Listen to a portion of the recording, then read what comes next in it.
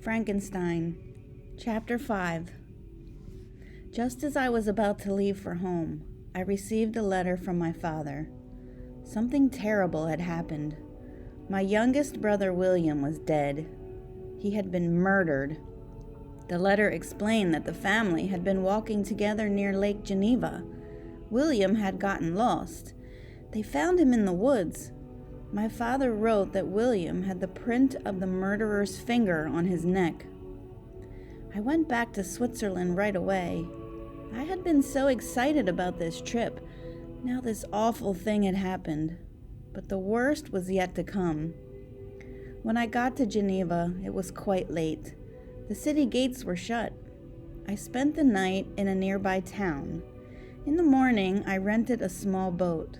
My father's house was across the lake. As I rowed, I saw a storm over a nearby mountain. The lightning flashed. The thunder roared.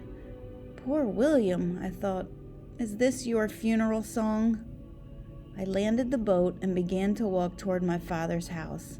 Lightning flashed. Lightning flashed again. For a moment, I thought I saw the shape of a person near some trees. This was near the spot where William's body had been found. Could the killer have returned? Lightning flashed again, and my blood ran cold.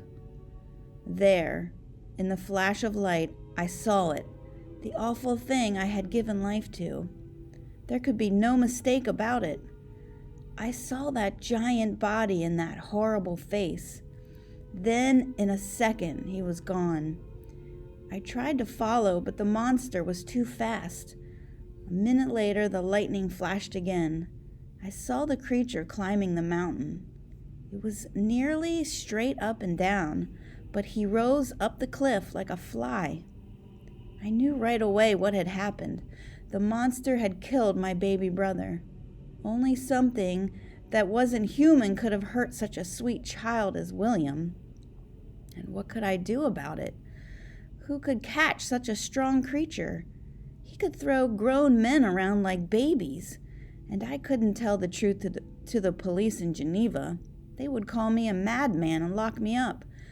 No one would believe that a creature I had made from lifeless parts had killed my youngest brother. When I got to my father's house, I found him almost mad with sorrow. My other brother, Ernest, was with him. Elizabeth had stayed in bed crying. Somehow she felt that she had caused William's death. She felt that if she hadn't let him wander off, William might still be alive. Ernest began telling me about the murder. I wasn't listening to what he was saying. I had seen the monster, and this was very much on my mind. Then I heard Ernest say, "But since the murderer has been found..." Suddenly, I was all ears. "The murderer has been found?" I asked. "How can that be? Who could be strong enough to follow him? I saw him too last night." "I don't know what you mean," Ernest said to me. "Justine is the one being held. Justine was a young woman who had been adopted by our family many years before. I knew she loved William as much as we did. She had always been there to play with him and to take care of him." "But that can't be," I said. "Justine would never harm little William." "None of us thought so either," Ernest replied. "But the police found something. You remember the little picture of Mother, the one Father had made into a pin?" "Yes, I do," I answered. "Well, William wore that pin. He begged Father to let him wear it. Even though it was worth a lot of money, Father let him keep it. The pin was found in Justine's pocket." "A mistake has been made," I said. "Yes, a mistake had been made, but I was the only one who knew it. Elizabeth didn't know what I knew. But she didn't believe that Justine would kill William. Elizabeth and I tried to help Justine, but we couldn't. There was a trial. Poor Justine was found guilty. She was hanged a few days later. Can you know what went through my mind? I knew that the monster had killed William, but I couldn't tell anyone. No one would believe me. And all this trouble had come about because of me. I had created the monster, and because of my creation, both my brother William and dear Justine were dead. Chapter 6. I felt that I was in a living hell during those months after William and Justine died. I knew that I had caused their deaths, and I felt that I was evil. I started spending more and more time alone. I could not face my loving family. I began to take long walks. One day I decided to climb a high mountain near my home. It was a steep climb, but a path was cut into the rocks. It was raining that morning, but I didn't care. I wanted a long, hard walk. It was near noon when I got to the top. I looked down at all the beauty below me. I felt good. Then, suddenly, I saw a form of a man. He was far below me, but was climbing toward me. How quickly he moved! He jumped from rock to rock like a mountain goat. He seemed to care nothing about falling. As he got closer, I saw how big the man was. My heart sank. It was the monster. I shook all over with anger and horror. This was my chance to get him. Even if I died trying, I would even the score for poor William and Justine. As soon as he was close enough, I cried out, "You devil! How dare you even come close to me?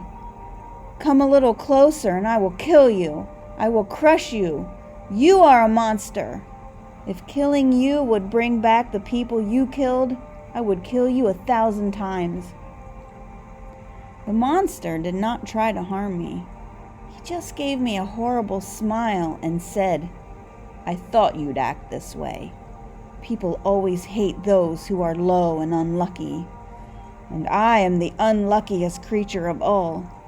Even the lowest man in the world is loved by his creator. Frankenstein, you are my creator, yet you hate me. You and I are tied together forever until one of us is dead." He pointed his finger at me. "And you talk of killing me. What kind of man are you? You gave me life, a life of horror.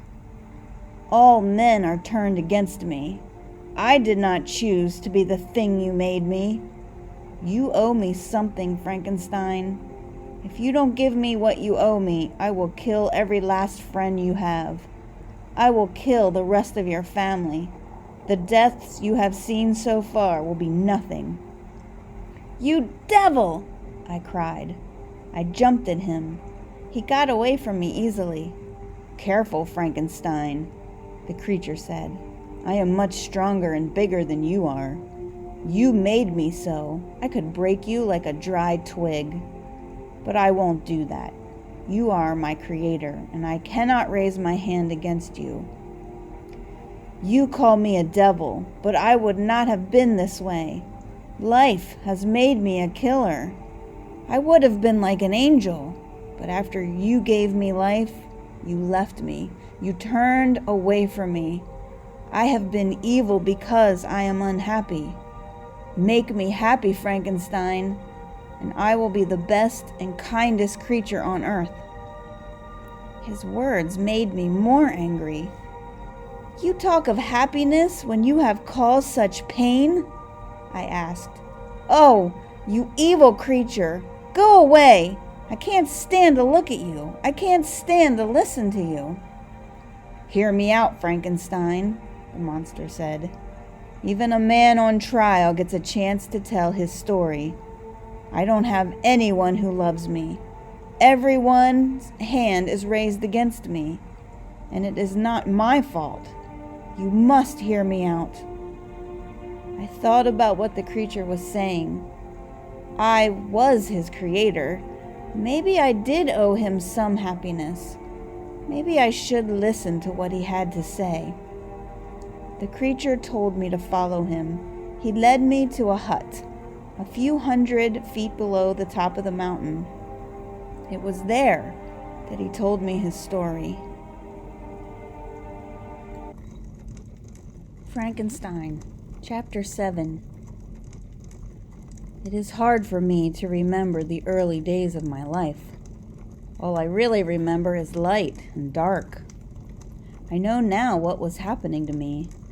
I was born fully grown. I could see, feel, hear, and smell. But inside, I was a baby, a newborn child. When you ran from me, I didn't know why. How could I know what an ugly thing I was? Without knowing why, I took a coat from your house and left. I went deep into the woods. I slept on the wet ground. I ate what I could find, mostly berries and roots. All during this time I was sad, but I didn't know why. One day, I found what was left of a campfire. I was excited by this wonderful thing. It gave warmth and light, like a baby who doesn't know better. I tried to touch it. Of course, it burned me. In this way, I learned about fire. Because I had no father or mother to teach me, I had to learn the hard way. All of my early lessons were learned this way. I also learned a hard lesson when I met people for the first time. I found a poor hut in the woods. I went to the door and saw an old man inside. He was making his breakfast. When I came near him, he took one look at me and began screaming. He ran away. I didn't know why. You see, I didn't know I was so ugly. And I couldn't even ask why the man ran. I didn't know how to speak. The same thing happened when I came upon a small town in the woods. I began to walk down the main street. Right away, people began screaming and running. Men threw sticks and stones at me. They drove me away. I ran into the woods where I was safe. Then I sat down and cried. Why did people treat me this way? Before long, the weather began to turn cold. I didn't know how to build a house for myself. Then, deep in the woods, I found a small cottage. Next to the cottage, there was a tiny shack. I slept in the shack at night. I hid in the woods during the day. I found a small crack in the cottage wall. It was on the side where my shack was. At night, I could hide in the shack and look through the crack at the people inside. 3 people lived in the cottage: an old man, a young man, and a young woman. I couldn't believe my eyes. These people had a way to make a room bright at night. I had never seen candles or lamps before, and the old man did something that was even more wonderful. He played a guitar and sang. At first I didn't know what the instrument was, but oh, the music! It was beautiful. The young man and woman sang along. I never knew the sweet sound of singing before. I thought, these must be the luckiest people in the world. Look at all the wonderful things they have. I couldn't understand why their songs were so sad. I thought of what I had, bare ground to sleep on, and no one to love or care for me. Then I was sure that these 3 people had everything. It took me some time to find out that they were very poor. The 2 young people often gave their food to the old man. Then they wouldn't eat. That is how I learned that there wasn't enough food for all of them. Suddenly, I felt very bad. You see, I had been stealing food from their little garden. I thought they had plenty of food. I almost cried to think of what I had done to them. I stopped taking their food. I went back into the woods for acorns and berries. I spent most of the winter in the shack. By watching the family, I learned something wonderful. I didn't know what language was.